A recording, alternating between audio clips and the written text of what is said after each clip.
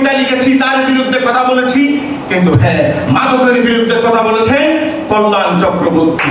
সারা বাংলাদেশে তিনি আওয়াজ দিয়েছেন। তার কথায়, ভালোবাসায়, তার প্রেমের দ্রোহে আমরা একটা জিনিস পেয়েছি, সেটা কি? আমরা সততার পক্ষে থাকবো, আমরা মানবিকতার পক্ষে থাকবো, আমরা ভালোবাসার পক্ষে থাকবো। সেজন্য বারবার তিনি উচ্চারণ করেছেন সবার উপর মানুষ সত্য। পত্রিকা না থাকলে আসলে আমাদের কোনো দাম নাই। পত্রিকা রেগুলার হাতে না আসলে আমাদের আসলে কোনো দাম নাই। আর পত্রিকাতে যখন প্রতিদিন সকালবেলা যখন আমাদের লেখাগুলো পাই, সত্যি মানে আবেগটা থাকে অন্যরকম। তো যারা চট্টগ্রামে বস্তুনিষ্ঠ সংবাদ প্রকাশের মাধ্যমে এই ইনফো বাংলাকে এগিয়ে নিয়ে যাচ্ছে, সহযোগী আমরা ওকে সাহস যোগাচ্ছি।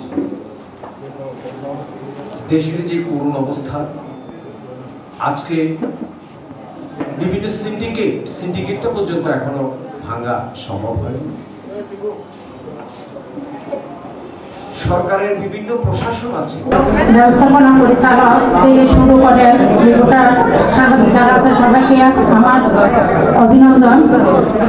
আর আজকে আমি অনেক গর্বিত, এমন একটা দিনে ইনফো বাংলা আমাদেরকে এখানে আসার জন্য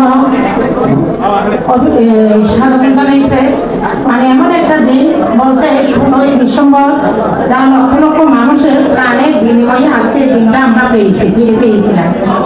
সেই দিনটা আজকে যখন আমি বাসা থেকে বের হচ্ছি লাল সবুজ শাড়ি পরে, তখন আমার মনের মধ্যে কিন্তু অন্যরকম একটা অনুভূতি সৃষ্টি হয়েছে। সেই জন্য ইনফো বাংলাকে আমি অনেক অসংখ্য ওদের কাছে কৃতজ্ঞ, ধন্যবাদ দিয়ে আমি ওদেরকে ছোট করবো না। কারণ এমন একটা দিনে ওরা এই তো সুন্দর একটা প্রোগ্রাম আয়োজন করার জন্য, আর একটা কলমে হাত ধরা কিন্তু অনেক কঠিন। আমি নিজে একজন শিক্ষকতায়, কারণ প্রতিদিন সকালে যখন আমি ঘুম থেকে উঠি তখন শুরু থেকে আমাকে কলমটা হাতে নিতে হয়। ঠিক সেভাবে প্রত্যেক সাংবাদিকের হাতে প্রথম শুরু থেকে ঘুম সূর্য ওঠার সঙ্গে সঙ্গে কলমের হাত দিতে হয়। কিন্তু এই কলমটা তুলে ধরা কিন্তু অনেক কষ্টকর। এই কলমের দায়িত্ব পালন করাটা কিন্তু অনেক কষ্টকর।